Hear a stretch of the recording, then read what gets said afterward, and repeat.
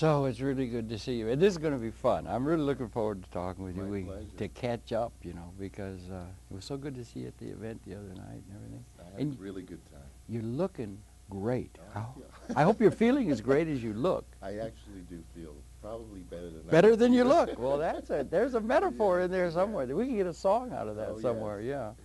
But anyway. I'm very fortunate because I'm being allowed, let's put it that way. I put it that way. Yeah. Anyway. I'm being allowed to share what I have been given. Marvelous. By others.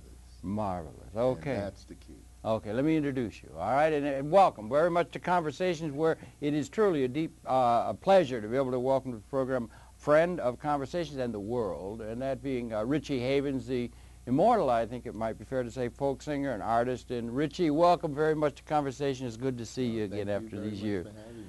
You know, we're going to be playing, this is what, this is 3rd of May in 2004. We're going to be talking about all sorts of things in this program.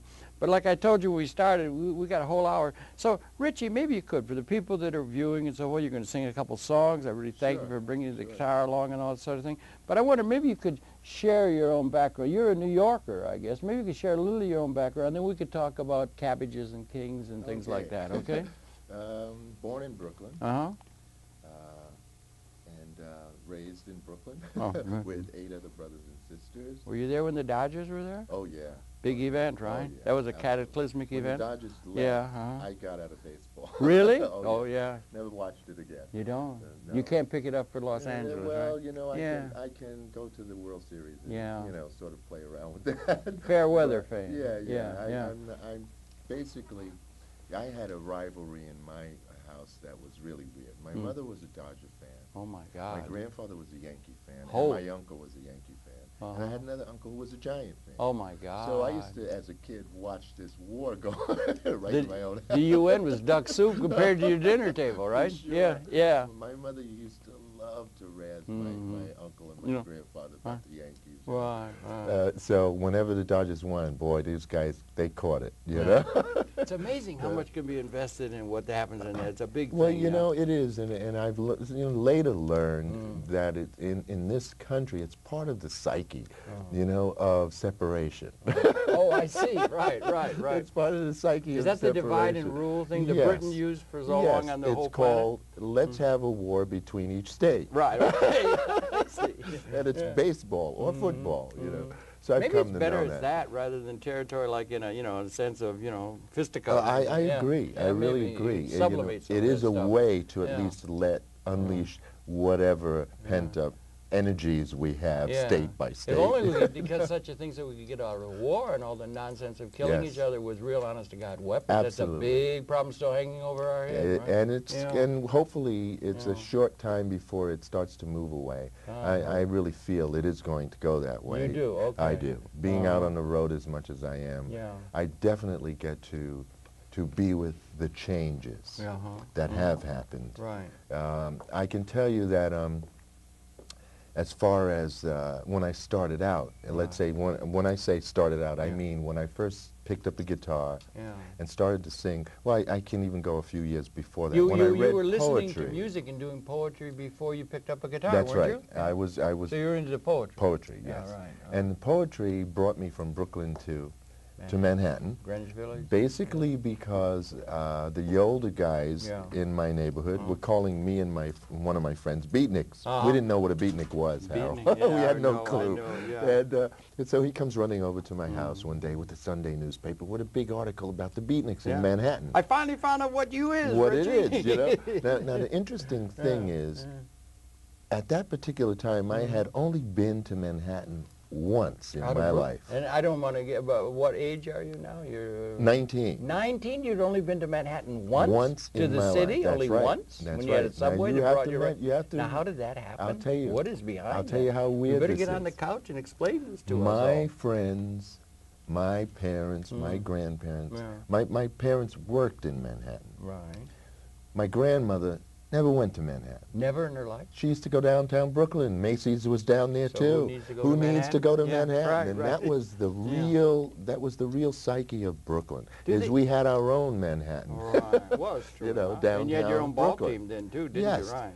And But so they we used to- didn't have to go anywhere. And I had my second job. I worked for a florist who actually sent me to Manhattan to pick up some flowers. Was that the thing that took you to Manhattan? That's what took me to Manhattan. It was the flower delivery that got you to pick them up and bring them back to the shop, kind of. You know, the flower mart is right down on 6th Avenue. Or so, yes. So I had to come and pick up stuff. I was like that girl, you know, that girl. She comes out, she's looking around the buildings like, oh my God, that was me. I know where I'm going to end up. And I ended up in Manhattan. From that one trip you said, I got to be here? Yes. You did? You fell in love with Manhattan right The energy hit. Well, I actually fell in love with Manhattan. It was a discovery. I have to tell you this. At 8, 7, 6, 8, 9 years old, my mother used to send us to the movies every Saturday. 21 cartoons, 3 feature movies. And 12 cents. And we could, that's right, 12 cents. And we could sit in the movie for 6 hours. Yes, they knew they could get rid of us. That was babysitting. 12 cents it was. Right. And they give a plate away sometimes. That's right. Oh, she had the whole set. Yeah, right. My mother had the whole set. But the good those thing were was, the days. Yes, it was. There was something you could get out of it beside the movie. But what happened was every B movie basically had the pan shot of the Manhattan skyline. Right. And we used to sit in the movie going, it's the city, not knowing it was only 4 miles away. Really? Yeah, right. For a long time. And you called it the city. Manhattan's called the city? That's right. Was this the city? Suburbs. That's right. And little did we know, we were part of that city. Even. You know, New York City included Brooklyn. Who knew? But that was the psyche. I mean, it really was. We had everything you needed in Brooklyn. Didn't have to go anywhere to get it. And at 16 years old, I discovered Manhattan personally. And I said, this is where I'm going to end up. Didn't know how or why, but I knew the energy was calling. The energy was there. And you were into poetics and things, and art and things? I wrote, my father was an artist of sorts. He was an ear piano player. He could hear something. I read that he could hear it, he could play and play it. Yeah, that's a great skill. And I inherited you have that. The sense of hearing music well. I had a 6th grade teacher who used to get me in trouble all the time because she would play a chord on the piano and she'd say, can anyone sing the notes? No one could do it but me. I could actually sing the notes back to her of a whole chord when she played it. It's a gift? It is a gift. Genetic gift. Absolutely. I really believe that. My father had that. Yeah, okay, right. And so I think, you know, that's where I inherited it from. My mother used to sing, but only at the kitchen sink, washing dishes, you know. Well, that can be some good singing. Absolutely. So, do you have a big family, a large family? 8 brothers and sisters. Warm, friendly, good, friendly? Yeah. Oh, yeah. It wasn't angst-ridden and all that? It was not warm. at all. Isn't that great? Not at all. That's important. I mean, my father and mother both worked. Yeah. My mother worked nights, my father worked days. My grandmother, we lived with our grandparents as well, because most of my friends did. There were 3 generations in most of the houses I used to hang out with. And that was part of what I now call the beginning of America. Yeah. Okay. Because I realized probably around 13 years old that America wasn't finished yet. Yeah. Because everybody was not being, did not have their fair share yet. Yeah, and much as the world. You know, and it was obvious. Whitman kind of thing, you know, I sing the body. Yeah, okay. Yeah. It's an evolving thing, and it's continually evolving. So I think my generation was lucky to have figured that out at the age we did, because we grew up expecting America to become. Yeah. You know, and optimism was in the air. Oh, absolutely. Yeah. And absolutely. not Pollyannish. No, it was real, because what you had was people with working families, I mean, working really hard with a lot of kids. You know, all of my friends had 5 brothers, or you know, and there were some that were 8, 9, 13, you know, brothers and sisters, and basically their parents worked hard in order to at least save enough money to create suburbia. Right, that's right. Yeah, you know, when they worked, are you coming out of the Second War now or something? But I was born in 1941. Okay, so, 41. Yes. Coming out, and to work, there was a period after that when, if you did work and apply yourself, you really were getting on and up and into the middle class. Absolutely. Thing that isn't necessarily. We were creating the middle class. Right. Okay. Right. And it isn't so quite clear now to a lot of people. I think possibly. That's no, it isn't, because you know what is more interesting is suburbia and the middle class. Yeah. That was a first in this country. Right. It was a first. The automobile and the cars and the Eisenhower's interstate. Well, yeah, go ahead. Yeah. You know, what it comes down to is that we were witnessing the becoming. I call it the great becoming. The great becoming. Because this country is about to really have its one-upmanship in terms of really being able to show the picture that we were told in school we could become. You see that emerging now from the time we talked in 2004. Absolutely. You're optimistic about the future of this country. I'm realistic. And realistically, so not Pollyannish. You know, no, I'm realistic about it. You've always been one of the most optimistic people I've ever met in my life. Well, you know, a lot of people call it optimism, but it's realism because, you know, if you know that it isn't finished, then you realize it has got a chance to become. This earth is a work in progress? Absolutely. Yeah, and it's going in the right direction. It's going in the right direction because even the bad in it yeah. creates more good. You think so? Yeah. Okay, that's a great thing. That's a great metaphor. Yes. And it's a great trend. The bad creates more good. So tell us about it. You got over into Manhattan, you picked up, so you found out you were a beatnik. Well, it's good to get a sense of identity, right? It was in those days, because God knows every teenager was trying to find that. That's how rock and roll was invented. Rock and roll and the whole hippie thing that was going to follow was from the beatniks, and before them was the bohemians. That's right. You know, and it was that class of people who were at least thinking about the process they were a part of. Right. At the time they were a part of it. Yeah, right. And it was always at a young age that we as generations figured out things were not exactly the way they're said to be. Okay, so the trend may be right, but there's still problems. We have this atomic bomb thing. We have these hydrogen bombs. We got the ability to destroy the whole species now for the first time in 200,000 years of human history. That's right. And you know how we got that? You know how we got that? We had to jump under the desks. Remember duck and cover? Remember, you have to go through that now? Oh, duck and cover your ass when the atomic bomb falls? That's right. It was really something. You know, as if that was going to help. Yeah, you know. Right. But and that's to show just how shallow the understanding was about what the real story is. It's like if they could sell duck and cover to us, they knew who we were. They knew who we were. Yeah, right. And so the great becoming was fostered on basically people being a little bit happier because they could afford to go to suburbia and have a better place for their children to grow up. That was the basis of it. Yeah, at a materialistic level, material level, the trends are up, aren't they? And we have the ability to make this world like some sort of a paradise for everybody in a way that we haven't had coming out of history. It was a slow, hard grind. James Joyce had Daedalus say, history is a nightmare from which I'm attempting to awaken. Which is a line that maybe we are on the verge of awakening to a new liberation on a large system scale or something like that? Absolutely. You think Absolutely, so? yes. I like to think that too. I get worried though. I think it's going to take us realizing the value of old ways of doing things. Interesting. Such as bartering. Yeah, okay. Such as barn raising.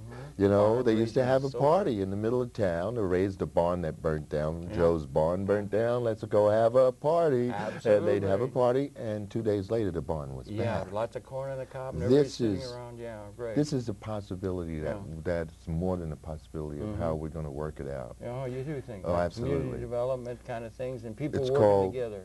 Politics is local. Oh, right, yeah. It sounds like that's what it's called. Yeah, because what we really don't realize is how innocent we really were in those days. We really don't. We're realizing that more and more. I think that the awakening is awakening from on that premise that, you know what, we really were innocent. We really didn't know. There can be a poignancy to innocence lost, though, too. You know what I'm saying? Well, you know, innocence is only lost by the older generation. Oh, I see. Yeah, the kids still have it. The 5-year-olds. Aren't the 5-year-olds knock you out, though? They're so honest. 5-year-olds are 18-year-olds now, you know. I mean, I wish I had known at 19 what 5-year-olds know today. Wouldn't that be great? You know, so we'd have a different country, you know. Yeah, there may be a positive thing in that telescoping. It is. Because things are happening so quickly now, and what a time to be alive, participant, I think it's a great time to be alive because whether we like it or not, we're all going to be a part of the great becoming. We're all going to be a part of the appearance of the possibility to do things better. It's almost like, yeah, we're gestating and we're coming into a new kind of some big awakening. Like you say, it's a good term. Like but let's pick it up if we can. Back to the thing you picked up. You came to Manhattan. And you picked up poetic and that. And before you picked up the guitar, you were doing poetry, going to coffee shops. I was doing poetry, but I was also drawing portraits. Oh, you did? Okay. I did portraits on the streets there. There was a little place there, the open front store. Where was that? On McDougal, off of 3rd Street. McDougal. It was an open front store, and the guy had about 5 or 6 artists sitting in there drawing things. Like they have them in Manhattan now. You go in and if you're working there, I sort of put myself on the line. The guy said, "Hey, Rich, can you do this?" I said, "Oh, sure." So he said, "Here, well, why don't you take a chair?" So you can do figurative stuff. I mean, you can draw something and make it look like it is. Oh yeah. That's another skill. My father had that too. That is skill inherited. I cannot do it. I've tried. My father had that too. Yeah. He could take pastels and draw things, and the only thing about me is I was not inventive as an artist. I could copy things. When I did become inventive was after I saw a newspaper that had a story on this is really wild on oh God. Now, see, I put myself in this position. I went right over my line here. The painter, the surrealist painter. Well, I don't know. Jackson Pollock? No, surrealism. Salvador Dali? Yes. Yeah, right. Yeah. So I saw an article of Salvador Dali in the Sunday News. Right. I was about 13. Yeah. And I went, wow. God, this guy is drawing paintings where I live. Right, I see. I lived in that place. And you related to it powerful. I related to it as very powerful. Yeah. The malleableness of what he was doing in that sense. And I went, wow, this guy, I know this guy. I later got to not only meet him, but spend a lot of time with him. Did you really? Yeah. He was something else, He was really the guy who was drawing those paintings. Well, he's getting into the feelings and into the emotions and into the psyche and everything. So that was my awakening to my own art. Yeah. Do you think the muse migrate between music, art, drawing, painting, this kind? Do you think it can migrate or not? I mean, if somebody is talented in music, are they likely to be more able to be talented in figurative art or something like that? Most of the people I know who are singers do paint or draw. Yeah, and they're also appreciative and can pick up vibes and learn from that and translate it into their art. And they could write as well. They could express themselves. And I think that one of the things we may have forgotten about the early 60s was that it was about expression. It was about awakening, expression, mind expansion, expanding your consciousness expansion. And that was coming out of the big rush to suburbia. I mean, it was coming out of really being able to get to express yourself. Whether you had those artistic talents or not, you at least could talk about your journey. Yeah, and it's also informed by the scientific. There are all kinds of science. What an age! Every day you could have lived in the 6th century, and it took 200 years to invent a nail. Now there's a revolution coming from every field every day. You pick up the paper, and there's another startling revolution. There's all this, and it comes. The scientific development, material development, the material world was informing it all, and there was something getting to where you could try and get a hold of a systems understanding of the whole process. What's it all about, Alfie? Yes, what's process. That was process? Another word, process. So, and progress at the same time. It's getting to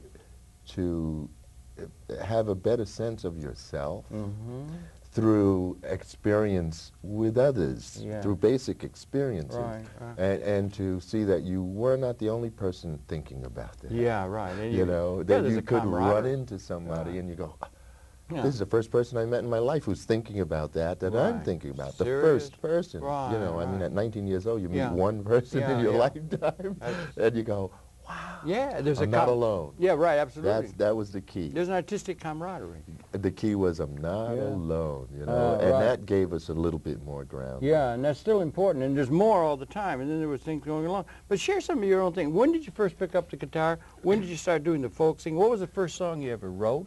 What's the first song you ever recorded? When did you get started? Because you've become a phenomenal career. and there's a lot we can talk about. But you know, as a singer, songwriter, and 1961. 61. That's early 60s. Now, how I started was, again, I was talking about people sharing with me what they had, and I get to share that with others. What it was there were always guys in the coffee houses that were singing, writing and singing their own songs. When I first went down there, it was actually 1958, the end of 58, about the poetry thing and the beatnik thing. Well, within a year I was drawing portraits on the street and still hanging out late at night in the coffee houses. Hadn't picked up a guitar yet.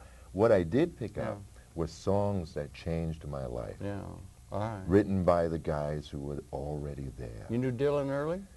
I knew him when he came there. I was there actually before he came. Yeah, I know. Yeah, and I got to know of him then. Freddie Neal. Yeah. There was Freddie Neal, whom a lot of people wouldn't know, but he ended up writing the song "Everybody's Talking About Me, Can't Hear a Word They Say." Yeah, oh yeah, famous. Famous song. He was actually a famous studio musician. Right. Okay. And there was Dino Valenti, who was another singer-songwriter. Who were writing songs like "What About Me," which is a very wonderful anti-war, or pro-people, you know, songs. And these songs were changing my life because I left Brooklyn singing doo-wop. Doo-wop. Well, doo-wop. I Love You and the Sky Is Blue, you know. I had a friend of mine used to go out and go just to guys singing on the street corner in the 50s doing street corner, and he was recording because it was outstanding, just a cappella. Yes. There was great music being made in the 50s. You know what I mean? Doing doo-wop. Yes, I spent from 14 years old to 19 years old singing it. Did you? Yeah. With friends, you know. And basically, we actually won the Apollo twice in a row. Mazel tov, congratulations. If you won the third one, you would get a little record contract, you know. Oh, right. We were kind of so good, if I have to say so myself, that the guy who offered that that recording contract, who had the record store down the block, actually said, "I don't care whether you win the third one, you guys, I'd like to record you." Oh, that's which we had the opportunity. We never recorded actually, but because we had a bass singer who we would never leave behind, whose father was a minister, wouldn't sign any contract. Oh, I see, really. So we enjoyed ourselves, you know, and we learned and we wrote songs. But coming from that to hearing these other songs that were about the mass consciousness, the mass need for the masses to understand that they are the whole of it. Right. Not just individual parts of it, but they were the whole of it. Yeah, Whitman. And consciousness belonged to everybody. Yeah, right. And that was blowing in the wind, as it were, coming, and that was hard. Yeah, that's right. And this whole thing changed. Well, I ended up sort of sitting in the audiences of these guys singing along. Right. And then one day I decided, you know, my friends in Brooklyn, who never came to me, like me, are never going to hear these songs. So I knew the songs, and I said, I got to learn these, how to sing these songs. I could sing. I was never the lead singer in any of the doo-wop groups, so I was always in the background. Choreography, write the songs, to keep everybody on key. Write the lyrics? Or lyrics, I wrote most of the songs in there. And in the doo-wop? In the doo-wop things. And so what happened was, I borrowed a guitar, didn't know how to tune it correctly, but knowing doo-wop and harmony, I tuned it to a chord. Yeah, right. And you could find those other two chords, and with the other two chords, you could sing every rock and roll song ever written. Yeah. All right, great. Pretty much. Yeah, and every folk song. So it helped me to get to sing these songs. Yeah. So 2 days later, after I got the guitar and I'd learned the 5 songs that changed my life. The 5 songs that changed your life? Yeah. What are the 5 songs? Well, they were from all different things. One was called To Be a Man, and that was a Bob Gibson song. All right. Bob Gibson and Hamilton Camp was a duo.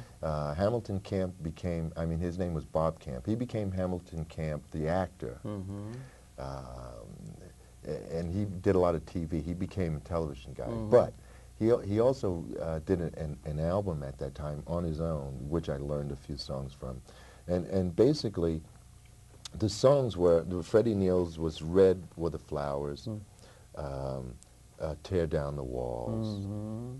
You could tell by the titles. They weren't rock and roll songs. You like that, right. You know, Tear Down the Walls, To Be a Man, was a song about being all you could be. Right. You know, Right. for everyone, Right, with right, everyone, right. about everyone, Right, that kind of thing.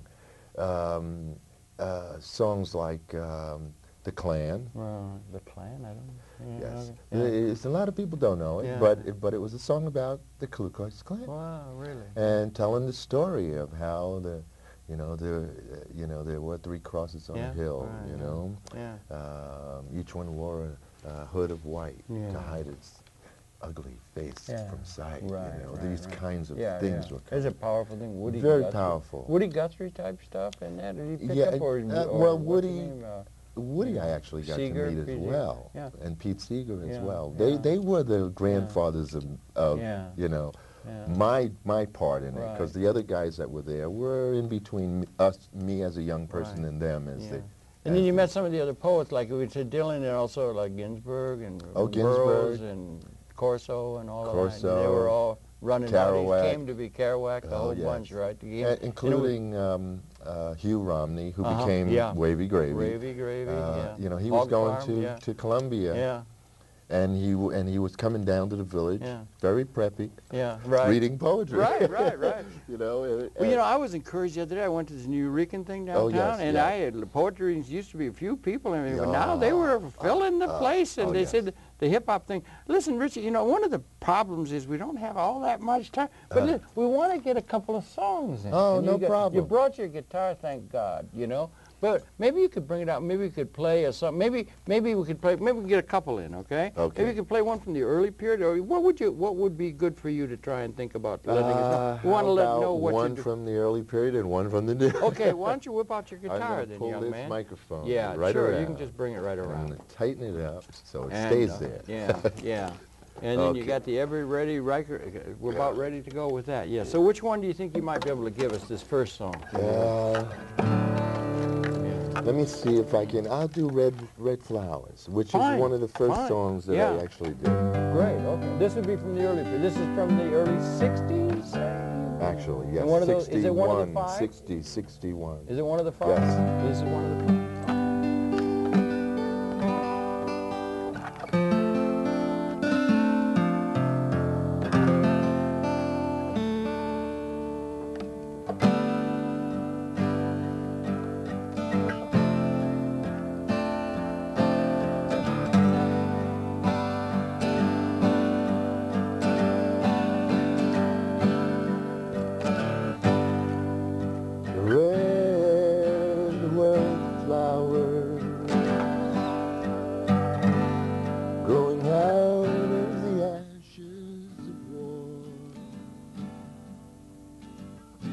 Searching for the sun that was there before.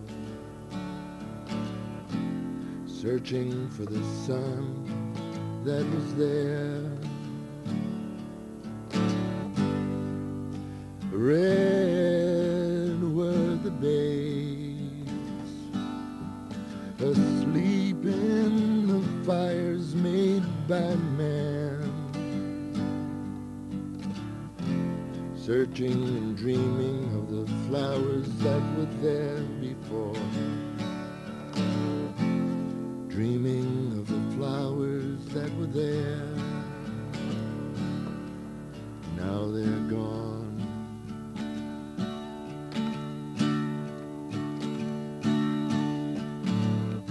How could mankind be so cruel to do this thing they've done? The one thing God cannot forgive is a babe who's never seen a flower grow, and a flower that's never seen the sun. My son.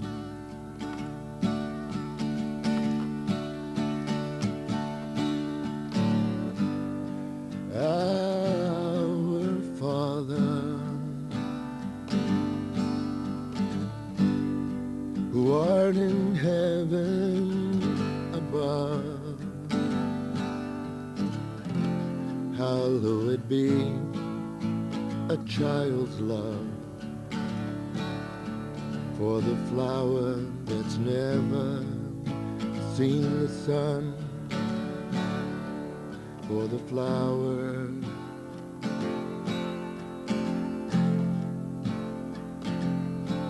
and the child.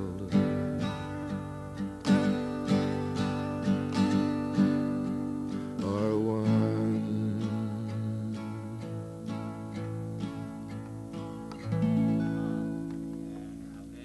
Powerful stuff, right? It was powerful really to me. And it was really coming up too, because you think about the flower, and it had to think about the destruction and things like that. Because it's a really interesting time we're living in. We're just chatting that because all of the good things that are going into potentiality is being offset by the fact that we're developing this technological capability to be more and more destructive as we go along. And one big existential thing is, from now, it seems to be that we've reached a point where if the weapons that are now existent, not just intellectual projections, but are existent, we have the capacity to obliterate, for the first time in 200,000 years of human evolution, the whole species.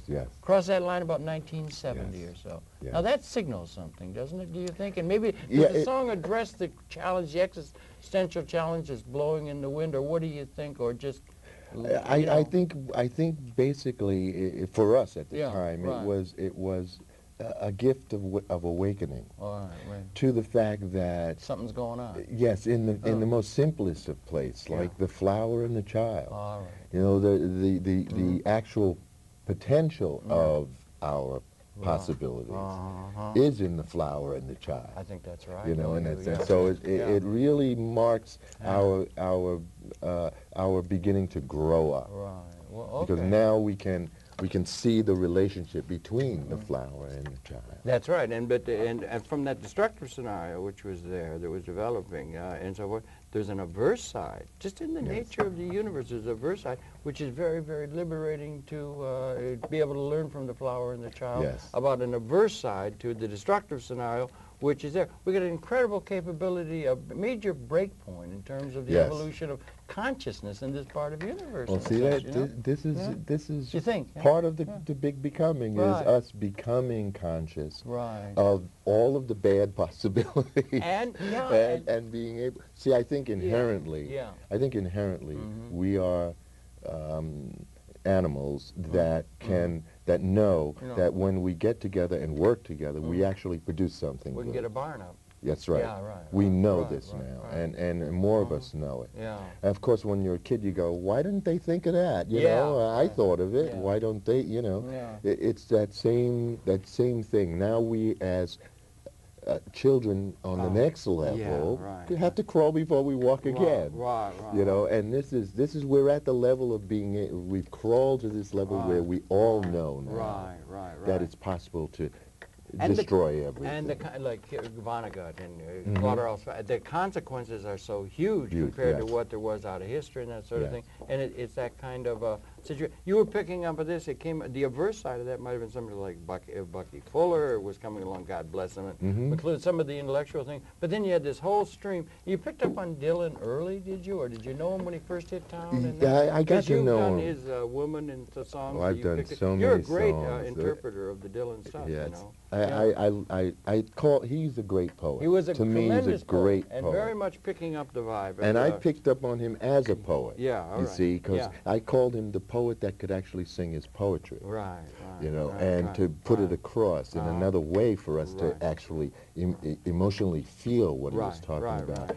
I found him to be one of the few all-inclusive poets. Comprehensive. He would write a song that included every character we were watching on television, all the characters in Washington, all the characters in city government, all the characters on the street that had something to offer or something to take away from us. And he could put it all in one song.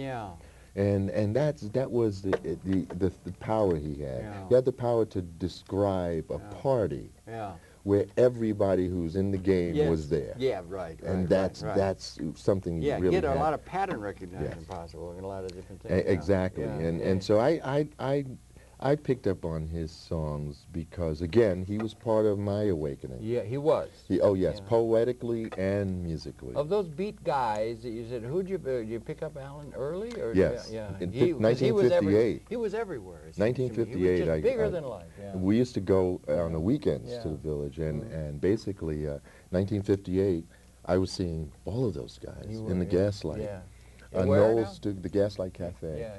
Noel Stuckey, who became Paul and Peter, Paul, and Mary, was one of the first guys that got me up on the stage to sing. For me to realize I could actually get up on the stage and actually be the lead singer. And that was right after that when I borrowed the guitar. Oh, it was after that you picked up the guitar? Yeah. Now, you were singing things that you had composed, poems or things that you lyrics, or were you singing other people's stuff? I was singing other people's songs for the most part. I wrote a couple of songs, which I probably don't remember, but they were instrumental in me becoming a part of the scene. I mean, I was so strange. I'll tell you, Harold. I tuned it. I tuned into a chord, right? So if I had to play a minor song, I used to have to tune it to a minor chord. Really? Okay. And then when I would make my change, that would also be a minor. It should have been a major, but it would be a minor, and I would sing into the minor. So I used to sit there and watch the whole audience go like this. They go, what was that? So they would come up afterwards and they would say, that was really strange, but it was really interesting. Right. I wouldn't know. I just wanted to sing this song. But you picked it up right from the beginning. You liked to sing and do up, and then when you picked up the guitar, what year around? That was 61. 61? Yeah, the end of 61. So all this stuff has been going on, and the hell of it is we could talk for 50 hours easy. But the thing is, and I know one of the things, so we come up and there's this thing, this Vietnam thing was raging. Remember what a horror that was? That was such a horror, and there was such a response to that. There was something else, as Bobby Dylan said, blowing in the wind. There was a big change coming, and it was being felt. It was that moment, 68, 69, 70, there was something really happening going on that the artistic sensitivity was picking up on. I think it was my generation picking up on those forefathers that were there. You think so? You know, because and the kids coming along. A lot of kids ran away from home to get to Greenwich Village. Oh yeah, sure. In those 3 years. Yeah, right. In those 3 years. I mean, not counting the ones that had already done it from 1960 up to then. But it culminated. Cro-Magnon Lutz. May have been doing the same sort of thing, but I don't know. But anyway. Well, I think you know, by the time 1969 came along, there was something. Several things changed in radio. FM was born. All right. So if it wasn't for FM radio, I would never have recorded. Is that right? Really? Yes. Yeah. I didn't realize that changed. The record companies wanted bubble gum, and that's what they were going to make sure was going to happen. Yeah. So here we are. We got these songs that are pretty heavy. They're not even getting on the radio. Right. You know? I mean, so the point is that the many kids that passed through there, just because it was a hip place to be, we're getting educated. As I was getting educated, I call Greenwich Village my university. You know? Right. Well, you could do worse, young man. Yes, indeed. Yeah, that was great. But it came up, and then let's just bring it monumental, because we had this thing in Woodstock. The Woodstock Festival, I still say, was an epiphany. There was something going on. It was going on, not in America, it was all over the world. And it would be good for us to try and get an understanding of what it was that was going on. Because that's about the same time that our experts would tell us that's when we reached the point. We couldn't do it in the Second World War. Right. We had the ability at that point to destroy the whole species with the weapons of mass. That's right. And then Fuller's also picking up on the fact we're transcending scarcity perhaps in terms of our ability. That was a major break point, I would say. And it was picked up on beyond just the Vietnam thing. But they had this festival upstate New York, had to move it to White Lake. You That's remember? Right. And they had to do it, and they say, when are we going to get this show on the road? We got 500, 600,000 people out there, and how are we going to kick this thing off? Do you remember that at all? I do. You know, I got up there fairly early. You know, before all of the traffic got up there. But the fact of the matter was, that field was filled for 5 days before the day it was supposed to start. And the second thing was that there were twice as many people there as reported the first day. Is that right? In the newspapers. Sounds like there was 520,000 people there. They said it was 250,000. Yeah, that's a press underreporting, demonstrations, yes, as always. Always, as usual. Yeah. And the thing about it was, when I flew over all of those people in this bubble helicopter, which was a farmer's helicopter down the road. Really? They couldn't even get anybody there. I know, I was there. It was all so they found this farmer with this glass bubble, and I had the least instruments, so they stuck us in Put there. him in there. Right out in the Holiday Inn driveway. Yeah, right. Flew us there, and when I looked down through the glass under my feet, like down there, the very first helicopter ride in my life. Really? I'm looking down, and I see all these people, and I went, "Oh, we made it! We made it! If they show this picture tomorrow, we made it. We are now above ground." We're no longer relegated to underground. We are now above ground. And that was the winning of the war, to me. The winning of the war, the Vietnam, you mean? No, or the larger war? The larger war. You think we've won the war? Oh, absolutely. You think we have? Absolutely. We've won the war. Okay, that's good. I'm not so absolutely, totally sure. These characters are doing all kinds of juggling atomic bombs and things. Well, you have to understand. You have to understand that it's always been the least of us who voted.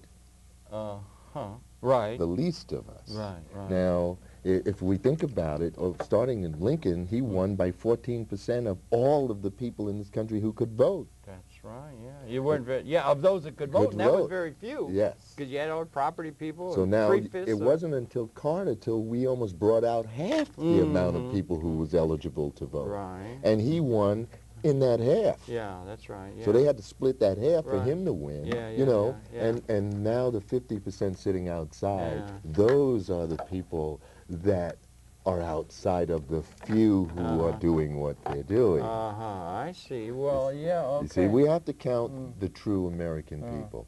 Now, one of the things that they do in press is they basically only poll voters. But if there was a referendum of all of the people who were eligible to vote, it'd be a completely different world. What's going to happen in the 2004 election? That's exactly what's going to happen. What's going to happen? Tell me, what's going to happen? Well, the people Is it going to be a blowout? It's going to bring out the people. A landslide? It's going to be a landslide, or is it going to be close? No, it's going to be a landslide on our side. On the people's side. On the people's side. You think it? Absolutely. I can sense that could very well happen because it's falling apart over there. Well, you have to know rock that thing since and much less everything else. Since the first President Bush, we've been losing voters on both sides since the first. So they may be happy that there's still a chance that they could win with less people voting, but I don't think that's going to happen. I think that people are so awake, and you know, I'm on the road every weekend, all year round. You're traveling a lot, all over. Every night I'm in a different state, practically. You're picking it up, right? And it's really I haven't met anybody that was for Bush. And but they're there. They were there. Those red states, those people, and all that stuff and everything. Yes, but we're close. Still talking about the least of us. They can use the red and blue to put on the state, but they're not talking about everyone in the state who's eligible. Got a $200 million budget for video, for television ads? It can only backfire. And they can scare as it is. They can scare the bejesus out of everybody with their things and everything like that. Well, you know, I think they have done that, and we're already tired of being scared, so we've walked out of that one too. Well, maybe so. Anyway, but here we're back to 69. That thing, and you're doing, and the heck of it is again. I'll say it again. Too bad we haven't got 25 hours. We should do a documentary or something like that. But we want to get you a chance to play. So you were, we forgot to say that the first person ever to sing at Woodstock was Richie Havens, and he sang, if I'm not Freedom, right? Well, and you know, how to set that up? Because here you got 600,000 people out there restless, and what's going to happen, and what's going. And the first person to come out and say, "Look, here it is," was thee, right? Yes, and now, you know, I have to confess that must have been that I was supposed to be number 5 on the bill. Right. And that when I got there, they asked me to go on. Yes. I confessed that I ran like to get on? No, to get away. You were first. Well, you got 600,000 people, right? You know. So I ran for an hour. You did. Oh, I did. Yeah, but they were anxious to get something happening. They were. All the and people were you know, restless there. What I thought was, you know, because they had been sitting there for a couple of weeks, that they were going to definitely get on my case, you know, if I, you know, throw something or whatever. No, but I did. I acquiesced and I went on. And of course, people were so happy that something was happening. What did you say? Do you remember what you said? You walk up to the microphone. There's a multitude of people, and what did you say? I said, you know something? The whole world is looking at us now. The whole world's watching, Abby. The whole world's watching. And what we do, this is how we're going to show them that we are not who they say we are. That's how it was a disaster area, and it came off. That's right. And the fences had come down, 500,000, and no violence. That's for right. a couple of weeks. It was an amazing thing. It was amazing. You know, it was the actual result of it was that those who were against us, let's say, without knowledge of why, that means the average person who buys what the paper tells them, you know, was now all of a sudden aware that maybe it's not true. Something's not right in... maybe it's not true. Maybe these kids got something. But remember, it went for 7 more years, or 6 more, 5 more years after that, and it was a disaster, and 4 million Southeast Asians killed by our napalm. And I don't want to go into all that. No, but you know, I think that it had a larger picture. I think it was the war was included, but humanity was included. There was this larger change that we were going through, and the artists pick up on that. It was blowing in the wind, as Bobby, and we still haven't really gotten to our point. I don't think we're at a point now where we're out of under the Damoclean sword of the possibility we may destroy the whole bloody species.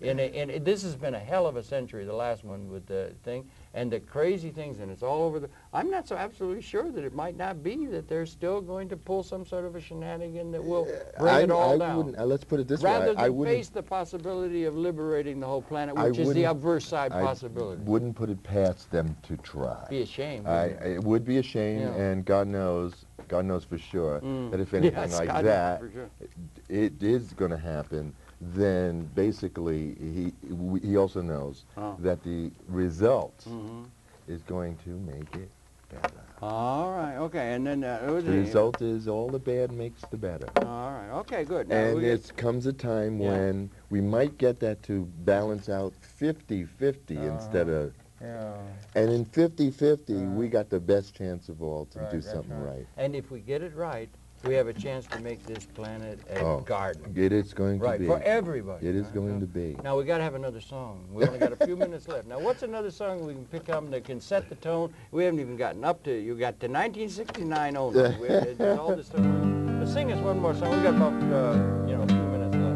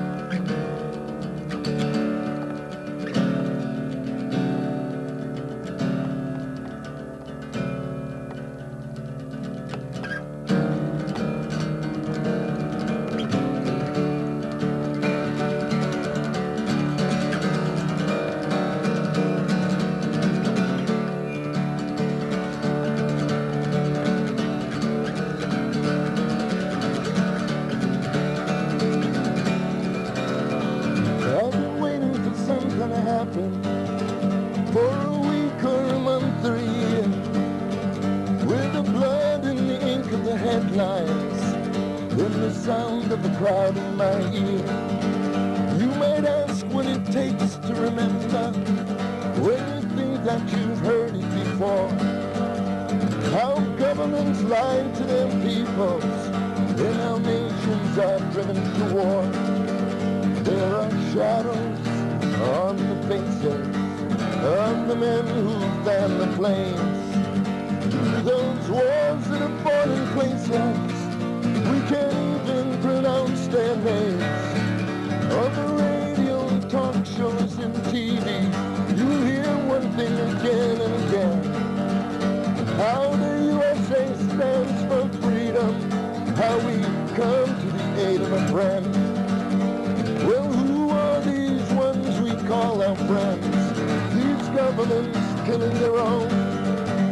Or is it the ones who can't take anymore? So they pick up a brick or a gun or a stone.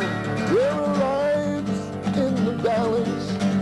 There are people under fire. There are children at the cannon. There is blood on the wire. There is blood on the wire. There is blood on the wire.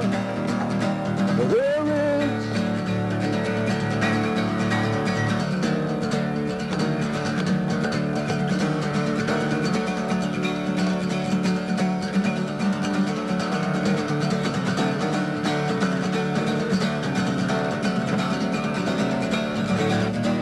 Shadows on the faces of the men who send the gun to those wars that are fought in places where their business interest runs.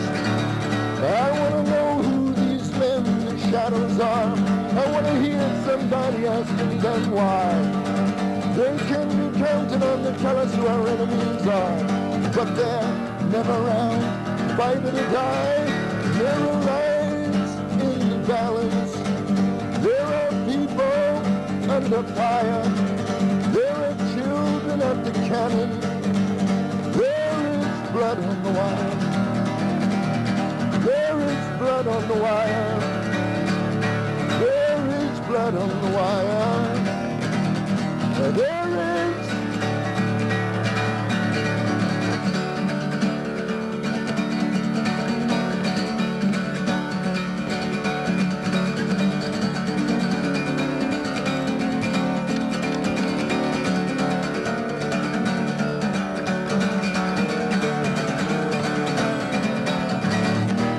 Shadows on the faces of the men who send the gun to those wars that are fought in places where their business interest runs. I want to know who these men in the shadows are. I want to hear somebody asking them why. They can be counted on to tell us who our enemies are, but they're never around, fighting to die. There are lives in the balance. There are people under fire. There are children at the cannon. There is blood on the wire. There is blood on the wire. There is blood on the wire.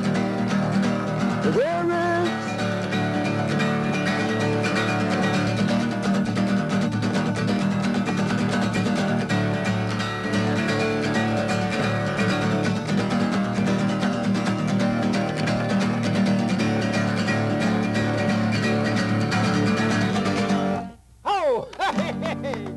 Not bad, my brother. Not bad at all. When is that? What is that? Blood on the water? Is that what it? Or blood It's on called Lives in the Balance. Man. Lives in the Balance. Okay, where is that? Is that on one of your cuts now? It's on one of my albums. Which one is it on now, you know? God, there's so many others. I know. You're still putting it out Jackson there. Brown song. Okay, is that recent? Is that recent when you do that? Yes, it is. Magic, man, I think that's on great.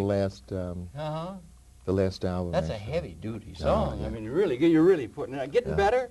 Oh, Music it's getting better. all the time. Is it always getting better? Always, Keeps always. getting better, right? Always. All the time. Well, that is really great, Rich. That's really fantastic. Thank You knocked you. me out. Thank That's you. so good. I really appreciate that. Thank you. So we only got a few minutes left. That was really something. I'm still recovering. You know, you should put that out. So you're touring around a lot. Let's bring it a little bit up to date. You're touring around a lot. You're going around. I'm all over the place all every over weekend. the country, all over the world. Yeah, I go to. Couple You know, places I'm you'd like one to of the go kind to. of people. I go to California for a day, and I go jump from there to Texas or Phoenix, and then to Atlanta, then back to New York on Monday. And you're happy doing that. You're happy on the road? Absolutely. Meeting people all the time? Absolutely. Learning from everybody? I live with them. Yeah, right. Okay. This is our planet. Yeah, it is, yeah. Yes, indeed. And you're optimistic. Oh, and I'm realistic. okay. There's realistic optimism and then Pollyannish, but that's you're right. Now that's an important no, thing. it is happening. You've been putting that message out all along. It's a steady, consistent thing, and you're feeling pretty good about things, not only for yourself, but for the world. For the world. You think we're going to make it? Absolutely do. If we're going to make it, as Bucky Fuller used to say, it really signals something pretty brand new in terms of this evolutionary pattern that goes back so far. Major break point happening? I think the brand newness of it will be for us mostly in this country, because all of the rest of the world has witnessed working together. Yeah. Oh, you think they have? Oh yes. I mean, in the past, I mean, in the countries where we have to remember we come from tribal background. That's right. That's right. And in that tribal background is the key of working together. Yeah, that's like community. It's in there. It is community. Yes, you know? community is what we used to call tribal in that sense. Yeah, right. That's right. You think we're losing some of that through the No, I industrial think process? we're gaining it. You think I think we're gaining it. Okay. I think we have to design what community means. You see, community is. It's like I sort of redesigned community in one of my children's organizations that I sort of worked with and helped to co-found. Right. And how it turned out was, kids don't have neighborhoods anymore. Right. Okay. They can't say this is my neighborhood because those lines are gone. Yeah. We used to be able to say that. Yeah. We used to be able to say 4 blocks that way, 3 blocks that way, 2 blocks that way was our, you know. Right. So I used the school districts as their community. All right, yeah. And within that piece of pie, right. these kids were able to change their communities themselves. Yeah, that's good, yeah. Because it wasn't like they had to do it for the whole world. Yeah, it's gonna maybe come from the local people. Yes. It's gonna come from the people. It's gonna have to address the people, and then the leaders, who we call the leaders, are going to maybe be able to go along with. And the challenge is going to be, they're going to come something where the leaders are going to be able to see, okay, and we'll be able to go. But it's not going to come from the top down. Even better, Harold. It's going to come from the bottom up, because you see, nowadays, most of the good happening in this country, we used to call grassroots. Right. It is the only route.